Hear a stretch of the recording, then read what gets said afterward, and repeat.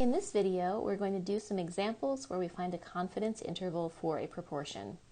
So below are the steps to find a confidence interval for the true proportion P of successes based on a sample size of n from a binomial distribution with x successes.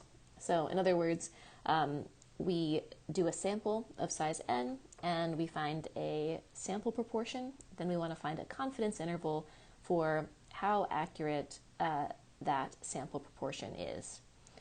So we first find the point estimate.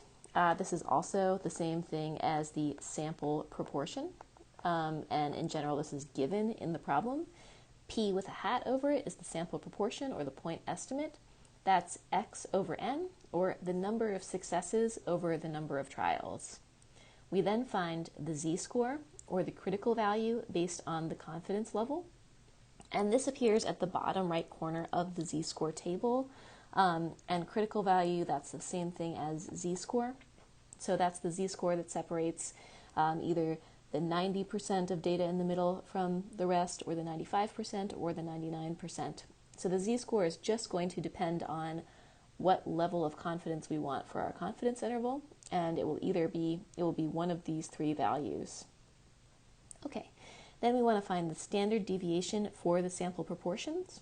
We use the point estimate and the sample size from above to find that. So the standard deviation is the square root of p hat minus 1, p hat times 1 minus p hat divided by n, and all of that is square rooted. And then we find the margin of error. So that's taking the previous two steps and multiplying them together. The z-score times the standard deviation, that's our margin of error. And finally, we find the confidence interval for P, the sample proportion minus the margin of error, to the sample proportion plus the margin of error. So now let's do two examples. So first, 200 voters were polled, and 120 of them said that they support stricter oversight of financial institutions. Construct a 90% confidence interval to estimate the true proportion of voters who support this measure. So go through that whole problem, and then afterwards think about how this would change if it were a 95% confidence interval instead of a 90% confidence interval. So grab some paper, try this out with the steps above, and we'll talk about it in a moment. All right, so our first step is going to find p hat, that's the sample proportion. So there were 200 voters polled, that's our n, that's our sample size, and 120 of them said they support stricter oversight. So if we convert that to a decimal, that's 0.6 or 0.60 is our sample proportion. Then we want to find the z-score that goes with this. So this was a 90% confidence interval. And so based on that, we are going to use 0.90 for our confidence level. And so that means that our z-score is 1.645. Remember that what that means is that back on the standard normal distribution, a z-score of 1.645 to negative 1.645 includes 90% of the data values.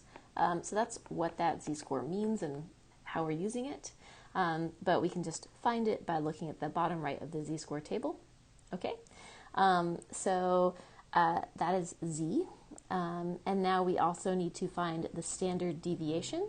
So our standard deviation is the square root of the sample proportion times 1 minus the sample proportion of failures, divided by the sample size, all under the square root. So that would be the square root of 0.6 times 1 minus 0.6 is 0.4, divided by the sample size was 200. And when we calculate that out, we will get 0.035. So that's our standard deviation. And now we need the margin, so we could circle that if we wish. Now we want the margin of error. The margin of error E is the z-score times the standard deviation, and that is 1.645 times 0.035. And when we multiply those two values together, we are going to get 0.0576. So 0.0576, so that's a margin of error of almost 6%. And so finally, so that was E, our margin of error. And finally, we can do the confidence interval. The confidence interval is the sample proportion minus the margin of error to the sample proportion plus the margin of error. So that's going to give us, our sample proportion was 0.6 plus 0.0576 to 0.6, minus and then plus to 0.6 plus 0.0576. And when we simplify, we are going to get 0.543 up to 0.6576. So this is our confidence interval, and that's saying that if we took samples of size 200 over and over and over and over and over, it's saying that 90% of the samples of size 200 that we took would fall within that interval from 0.543 to 0.6576. So 90% of samples of size 200 that we took would have a sample proportion between those two values. What would change if this were a 95% confidence interval but no other values were changed? So the sample proportion is still the same, still 120 yeses out of 200. So the sample proportion is still 0.6. The only thing that changes to begin with is the confidence level, and so we're going to use z equals 1.96 instead. So now z is going to be 1.96 instead of 1.645. Sigma, the standard deviation, is still the same, that doesn't change, but now the margin of error is going to change. The margin of error is the z-score times the standard deviation, so now that would be 1.96 times 0.035. And so if we multiply those two values together, we'll get 0.0686, 0.0686. And so now we've got a margin of error, we've got a confidence interval that has changed, 0.6, the p hat, minus 0.0686 to 0.6 plus 0.0686. So that is our new confidence interval, and when we subtract and add, we'll get 0.5314 to 0.6686. So notice that when we compare that with our previous value, we now have a wider confidence interval. So we now have a slightly wider confidence interval from 0.5314 to 0.6686. And so now 95% of samples of size 200 should have a sample proportion that falls within that interval.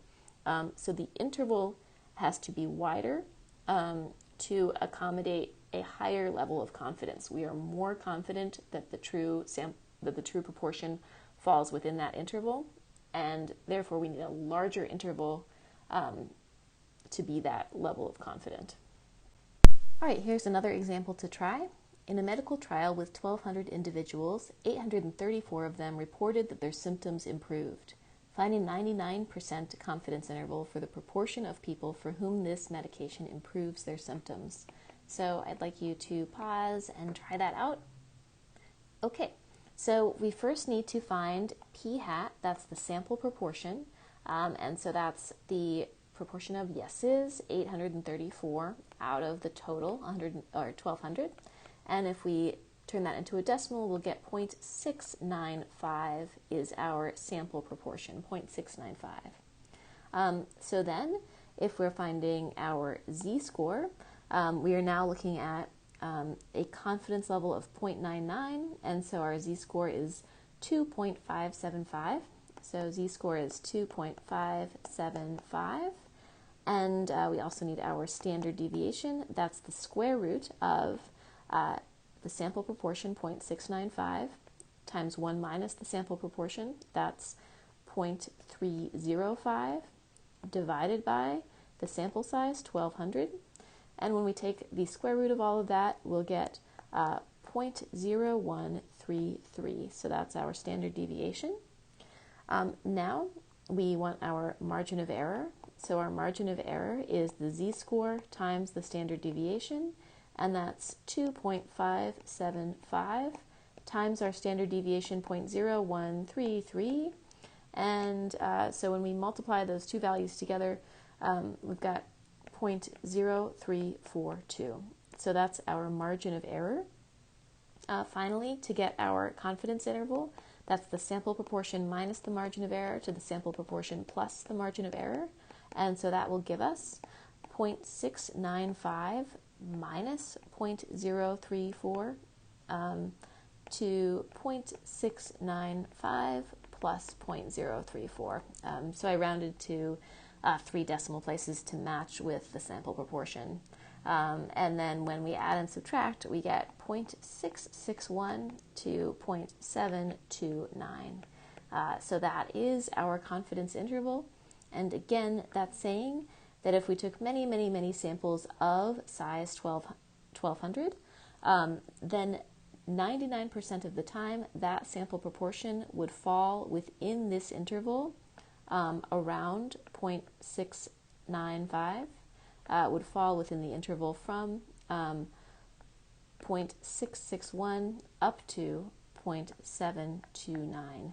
So 99% of the sample proportions from samples of size 1200 would fall within that interval.